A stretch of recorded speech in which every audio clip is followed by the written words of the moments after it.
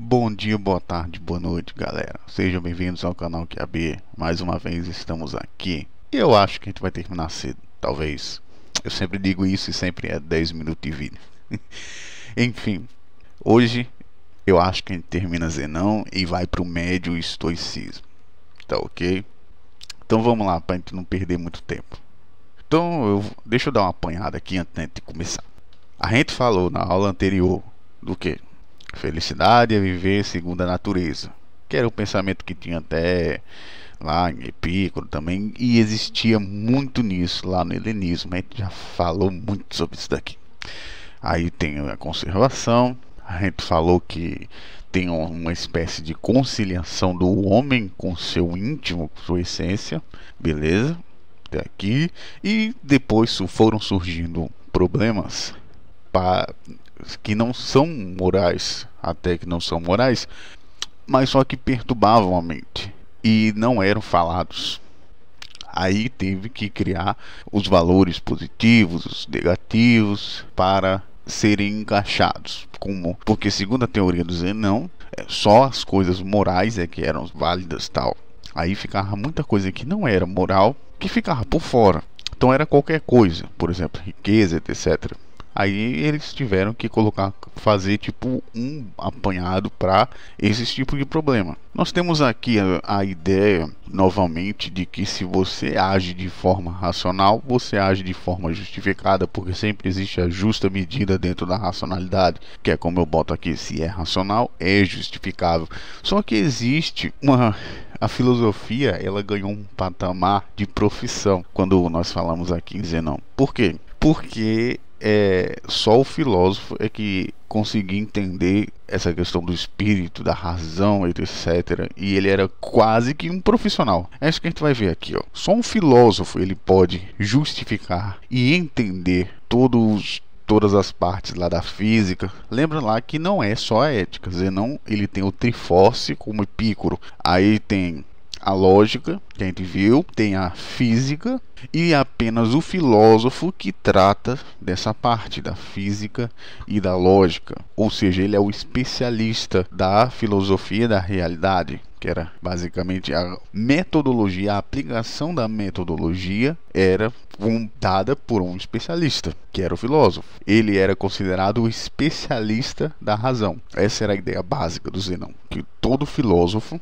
ele era um especialista na área da razão, para entender a metodologia prática da conservação e da felicidade segundo a natureza. Ou seja, ele sabia o porquê de tal método funcionar e outros não. Era basicamente isso que ele queria dizer. Então, um homem médio, por mais que ele consiga agir pelo dever, ele está abaixo do filósofo, porque o filósofo ele sabe muito mais sobre a criação dos métodos, etc. Era isso que ele queria dizer. O homem médio ele faz, mas ele faz pelo dever de fazer, mas ele não entende aquilo que ele faz. Aí aqui ele dá uma explicação. Aí ele fala que não tem como eles fazerem, porque eles apenas replicam a ideia sem ter uma noção a nível de logos. Ou seja, o nível, a construção racional daquilo. É a mesma coisa de uma pessoa que sabe fazer conta e uma pessoa que entende o que está por trás da conta e o porquê que deve-se usar aquela conta.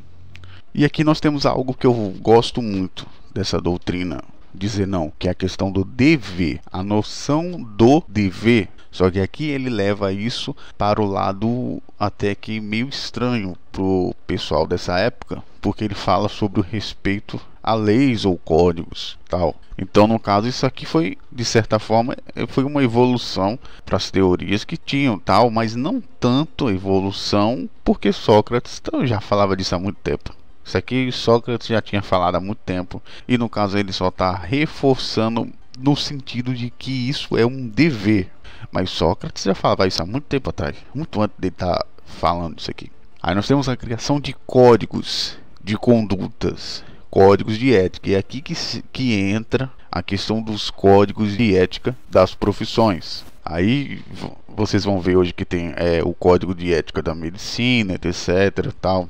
Até mesmo a conduta anarcocapitalista tem a ética, por exemplo, a não agressão. Ou seja, existe algo que é um dever para as pessoas fazerem. deve ser feito desse jeito. Não é apenas uma coisa que você pode escolher, mas é algo que tem que ser feito para dar certo. Senão vai dar errado. A maioria dos códigos de ética são fundados nisso. E aí, né, a gente vê uma certa superioridade na questão da ética por essa simples razão, que é para as coisas funcionarem. Os leis e códigos éticos servem para as coisas funcionarem. Até mesmo se a gente levar para o lado das épocas antigas mesmo, se a gente levar para a época de Platão, tem aquela questão de ser a vigia da moral, o último bastião da moral. Aí nós chegamos naquilo que é conhecido como catecon, ou catecon, o catcoteco-teco. É essa noção de mandamentos mínimos, os deveres mínimos que precisa ter. O ofício, e inclusive isso depois vai ser importado para a filosofia das legiões romanas, a questão do dever do ofício. Uma das coisas que eu mais gosto assim do Zenão é essa parte. Tem que fazer, inclusive eu falo direto para vocês, para as pessoas que eu conheço.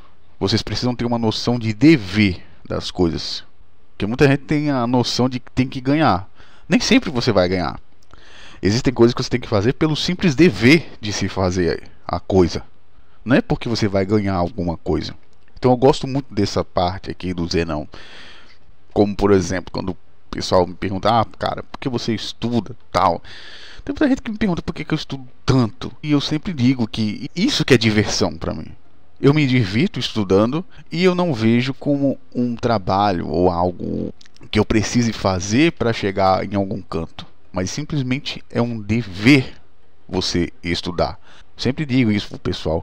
Você tem que estudar, se você quiser estudar como um dever, porque você tem que estudar. Não é para você alcançar um fim. Porque senão você nunca vai gostar de estudar. Sempre vai estar fugindo. E é assim que eu encaro o estudo.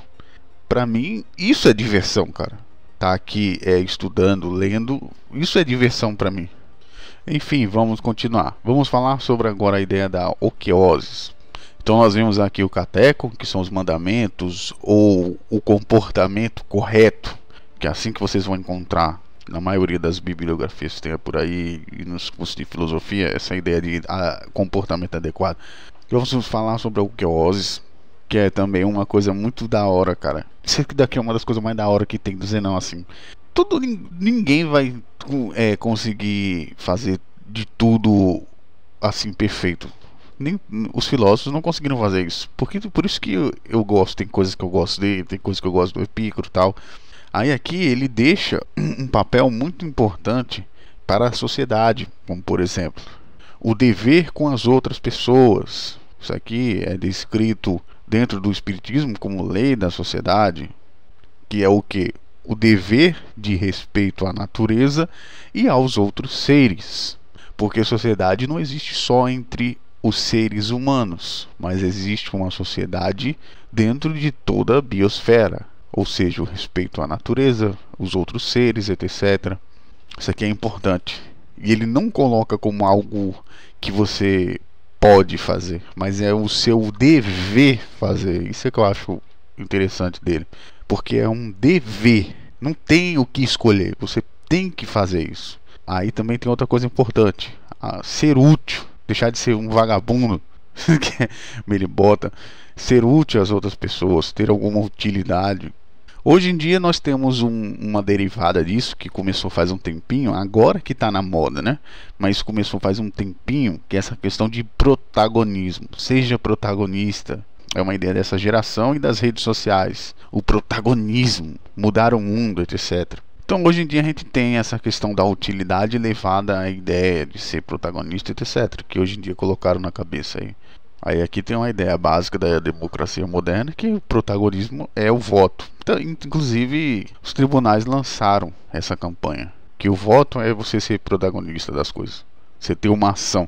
Isso aqui é importante, porque aqui ele está falando sobre utilidade para as outras pessoas. E aqui o protagonismo se tornou agir politicamente.